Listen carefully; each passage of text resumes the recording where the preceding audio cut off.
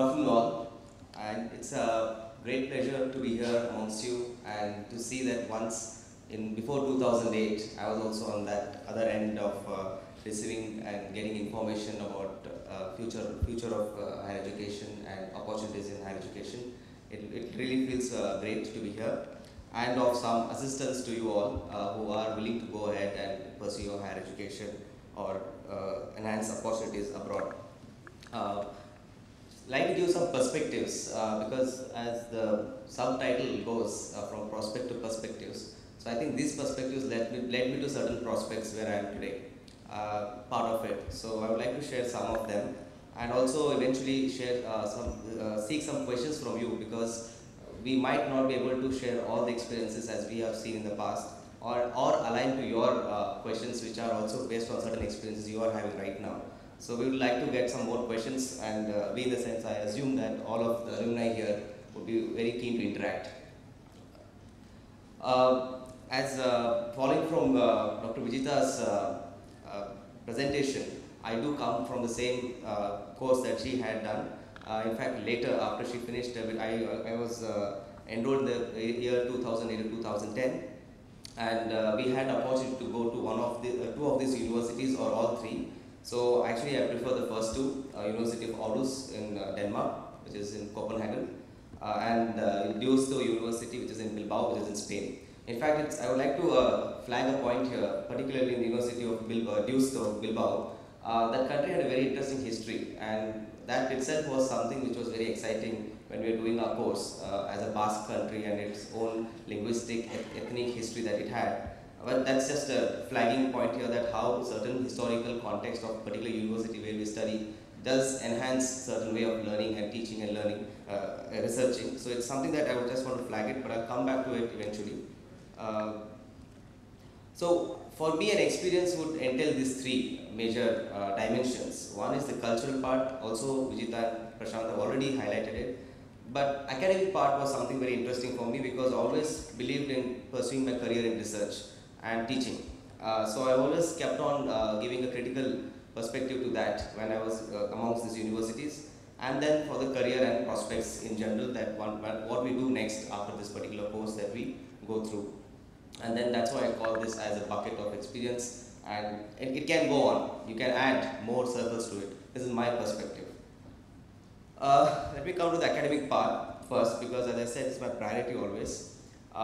It was, I would say, a learning experience. I would like to stress this word here, learning, rather than an educational experience, because we tend to see very often the classes, as actually rightly highlighted by Prashanth, that how there was flexibility among teachers and students, and there was more stress on students and their learning, and already assuming certain things that students come with certain prior learning or prior knowledge. But how do we unpack that prior knowledge and to contextualize it in particular curriculum or syllabus was something which was very interesting. And I thought, as now also while doing my research, I'm teaching in National Law School of India, Bangalore, where I try to use this experience out there.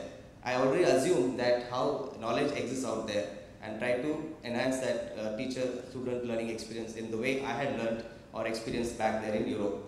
But that is basically bringing back some experiences, right? So learning is something which I like to stress more often in this. But this learning was also, as we see that in the classroom, there are students coming from different countries, particularly countries like Ethiopia. We have students coming from Turkey. We have students or fellow students coming from different parts of the country. And when we are discussing some issue, let's take an example of issue on, say, poverty. It was wonderful. It was like reading an encyclopedia out there. I'm exaggerating, but this is just a feeling that I got, that you get a perspective right away. That person says, poverty for me means this in Turkey, poverty for me means this in Ethiopia, and I would like to share how we perceive poverty in India, for example. So it was very interesting to get that kind of a global perspective in the classroom, which was quite limited, but it was so comprehensive in its own learning and experiences that we had shared. Secondly, I have already highlighted this in brief in the last point, but another thing that I want to highlight here is just not only the teacher-student relationship was very flexible, but also teachers were willing to learn. Teachers were very keen, because we all come from different global experiences. They were never of this opinion that they know everything. That also kind of builds in some confidence in us that we could also be of some relevance. That's what my experience was. We used to share our They used to discuss about our country profile, country perspectives. They used to ask us what newspapers are good to read to get information about your country. As simple as that. But it was so nice to feel that we are also being part of the day-to-day life and learning experiences. And it was very subjective also. There were some teachers who were more keen on learning about one country, something. So it was a good experience to see that also, that we were part and parcel of their daily learning and teaching exercise. Then this idea of lifelong learning. If you see the larger context of this Erasmus Mundus program or scholarship, largely aligns with this theme of lifelong learning. In terms of the policy, as Matthias has already pointed out, in terms of Lisbon Strategy 2020, it's also largely module towards certain notion of knowledge-based economy that Europe wants to become by 2020. And India is also aligning to that perspective.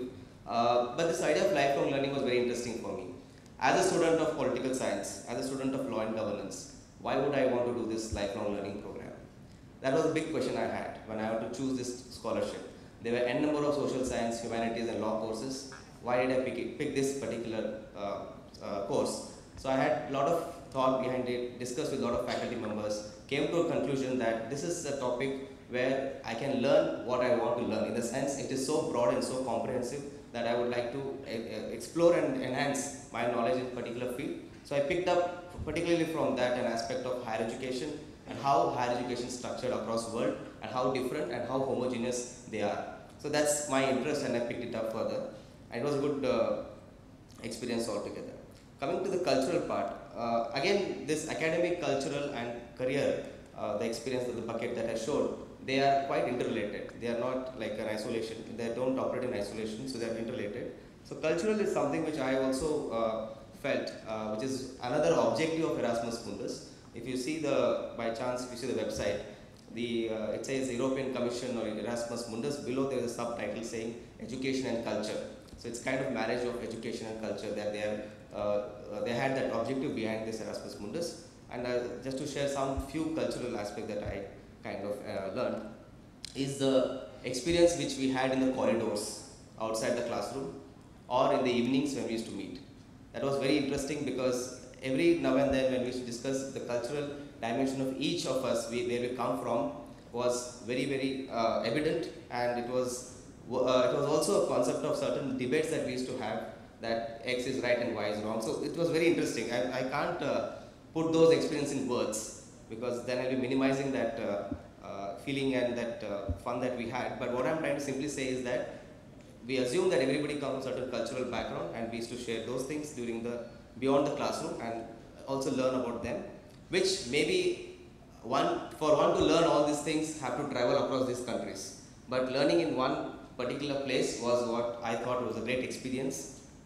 Then second is the mobility aspect. As pointed out earlier, we can go to all the 3 universities in 3 countries, or at least we have to go to 2 universities in 2 countries. So being in Copenhagen, Denmark, going to Spain, Bilbao, as I highlighted earlier, that how culturally Bilbao was very different from Copenhagen. From Viking dominated area, going to a Basque region was amazing because there they speak Danish and here they speak Spanish. It was really a challenge in a way, but also interesting because we had to learn basic skills of speaking those language. But however, Denmark was much more kind of, we could see that there were many people who could speak English, but in Bilbao, it was very difficult. First day to reach to our destination also we had a lot of problems, but we tried. We came together, all the cultures who went together, we started knowing. I didn't know how to read a map, to be very honest. It was during this time that I started to understand how to read a map, how to go ourselves, how to be guided, self-guided. So the notion of self was suddenly becoming more and more prominent. Then we had these intercultural competences. Every culture has something to teach to us. Similarly, we had something to share to them. So every now and then we had occasions to share. We had cultural events, we had, as Vijita pointed out, certain festivals that we organized. So we tried to share and learn, and also many times unlearn, because sometimes some of these days in website when we read, we might read about certain cultural interpretations which might be not true. But only when you meet people from that particular country, you realize that that was not the case. Or maybe I have misread certain things or misinterpreted certain things. That was another thing that was very important. Then coming to the last set of my experiences, because I'm more keen to seek questions and then maybe respond to them because as per your need. Career-wise, professional culture is very important, because again, as a student, I just finished my Master of Philosophy here in Law and Governance, and I moved to this particular zone of learning experiences. So I had got first exposure to working in a project which is called Tempest 4 in Serbia, in a place called Kragujevac, which is very little further away from Belgrade. So there was a small project which was going on, so the faculties asked two of us to work on it. So I visited that place, and the kind of experience was in a way, was my first exposure to working culture in terms of a job was very interesting. And in terms of the shift in my career prospects right now, as I said that from social sciences, pure social sciences, particularly political science, now I'm slowly or gradually have moved towards higher education or higher education policies or university studies, because that's where I got influenced in that particular subject, lifelong learning, policy and management. And I think the career what I am seeing now, or I'm going to take it forward, has largely been influenced by the combination of this academic and cultural competences gained over time. That is, while I was here in Delhi doing my Masters and MPhil, because I come from South, Bangalore. So it was also equally important that national cultures that I got exposed to was further taken to international exposure, international cultures out there. So it was a good combination, and I think nothing could be more holistic than this. Finally, the last, I would also say that all experiences have bad and good set of reflections. I would say that to make it much more better for you people, when you go there, maybe you could demand this thing from them, because all the coordinating universities are very much welcoming when you go and request them for some change or some policy changes in terms of the way they are organized. Maybe you can ask for this following. For academic purposes, whatever is there now is good, but something better could be done is maybe to align institutional practices between countries, which is the host and the home country. That's another thing, because as Vijita also mentioned, that recognizing the degree when you come back here is a little bit challenging, because the Association of Indian Universities sometimes have some misunderstanding or something, but there are ways to do it. It doesn't stop there. And then the cultural thing, we get some orientation when we visit to these countries. First, when we visit as a new Erasmus Mundus scholar, but this orientation maybe we could enhance it further and ask more questions to them. What we do is that maybe we are new, we don't ask many questions to them. We keep it ourselves and we maybe search the website. But it's good to engage with the localites and get more and more information about that particular geographical zone that you are in, and go beyond what the practical guide of any when you get to the airport. Career-wise, I think as Prashanth also mentioned, internship is sometimes a concern because of the language, the European languages. Some countries which are dominant in their own local languages, is very difficult to get internships, but that's something that we need to maybe learn, and this is one experience that I would like to share with you that is very hard, but it's not impossible. We have done the Serbian case which I told, it was also kind of an experience, but it was a little challenging. And another thing is this notion that, particularly in India, I don't know how many in social sciences are aware about it, that in India, Fulbright is considered always the best of the lot, or intellect. But Erasmus Mundus is also not bad, because it is picking up, it has picked up quite well, because in India when we say, if you see the signatures of various scholars, if you are a Fulbright, they have a title after their name or below their name, Fulbright Scholar. But that culture of using the Erasmus Mundus Scholar has just begun, and it will continue for time to come, because it has its own value, it is gaining its prominence, but unlike Fulbright, Erasmus Mundus does not, Erasmus Mundus provides that mobility and cultural aspect. Fulbright would not do that, for example. So it has its own strengths and weaknesses, but I would just highlight that, don't go by the popularity, but go into the larger context of where you are and what you're doing and what is the future prospect that you're looking for. It has its own strengths and weaknesses. Thank you so much.